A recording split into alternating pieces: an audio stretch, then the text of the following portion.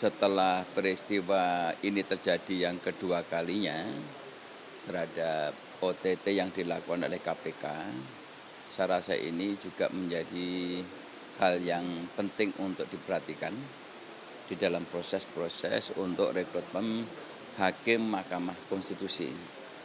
Nah, oleh karena itu, revisi Undang-Undang Mahkamah Konstitusi ini memang sudah sejak lama diusulkan.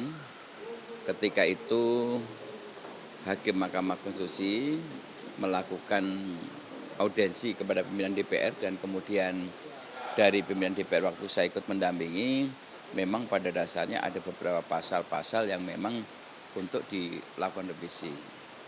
Salah satunya adalah kewenangan perpanjangan waktu dari 40 hari dalam proses penyidangan pilkada itu minta ditambah waktu karena dikhawatirkan untuk 40 hari itu tidak mencukupi terhadap proses gugatan hukum akibat pilkada yang dilakukan secara serentak.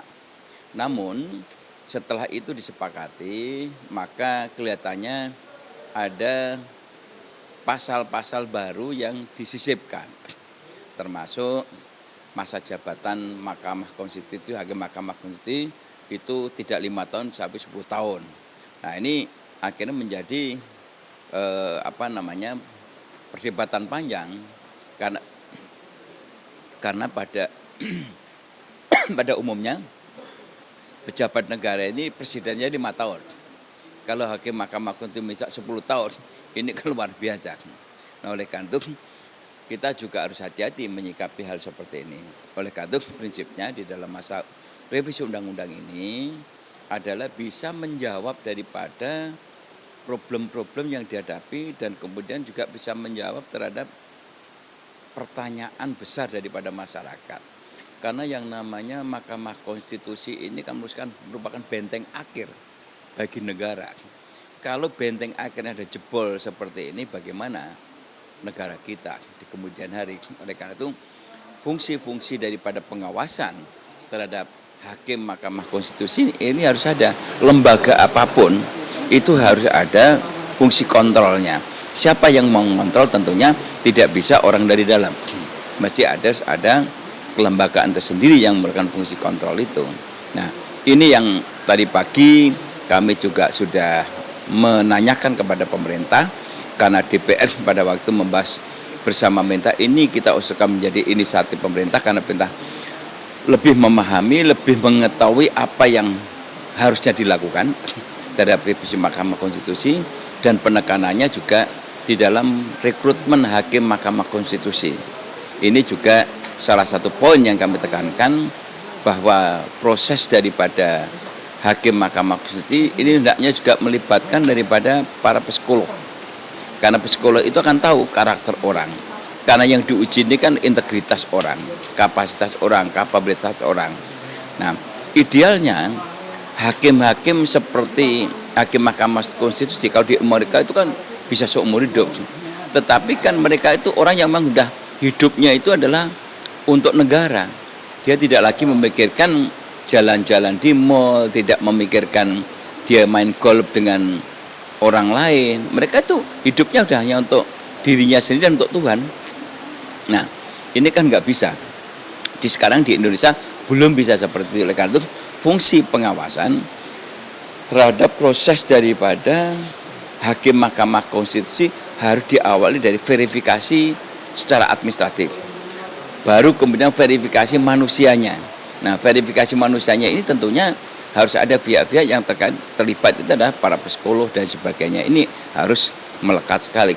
Oleh karena itu, ketika fit and proper test dilakukan di DPR, kalau perlu DPR juga perlu pendampingan psikiater, sehingga psikolog akan bisa merekomendasikan karakteristik orang ini seperti ini.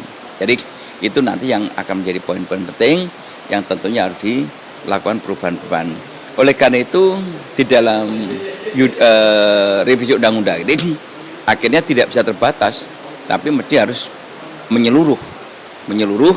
Kemudian diharapkan dari hasil revisi ini bisa betul-betul memperbaiki sistem daripada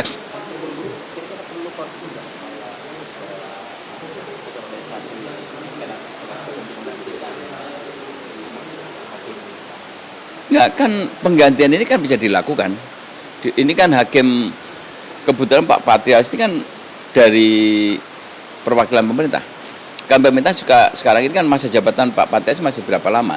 Itu pemerintah sisi lain, kalau MK udah memberhentikan, pemerintah harus segera membentuk tim seleksi untuk memberikan penggantinya sampai masa jabatan terakhir. Tapi undang-undang ini kan diproses kan bukan untuk Pak Patrialis saja, tapi untuk kepentingan ke depan. Bagaimana Mahkamah Konstitusi sebenarnya ditegakkan, punya wibawa. Gitu. Jangan sampai hakim Mahkamah Konstitusi nanti ada peristiwa yang sama.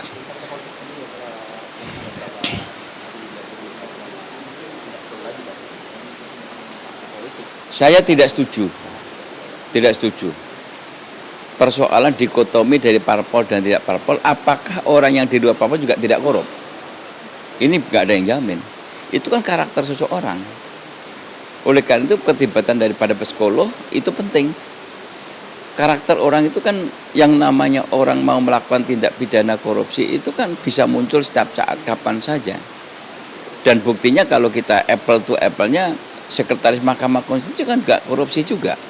Ada beberapa hakim, jaksa juga ada yang korupsi juga, polisi ada yang korupsi juga. Jadi saya rasa tidak bisa dikebiah uyah atau kemudian bahwa ini kalau partai politik itu kan terlampau mengada-ada. Yang penting itu adalah kembali kepada manusianya. Dan kedua, sistem dan rekrutmennya itu harus clear.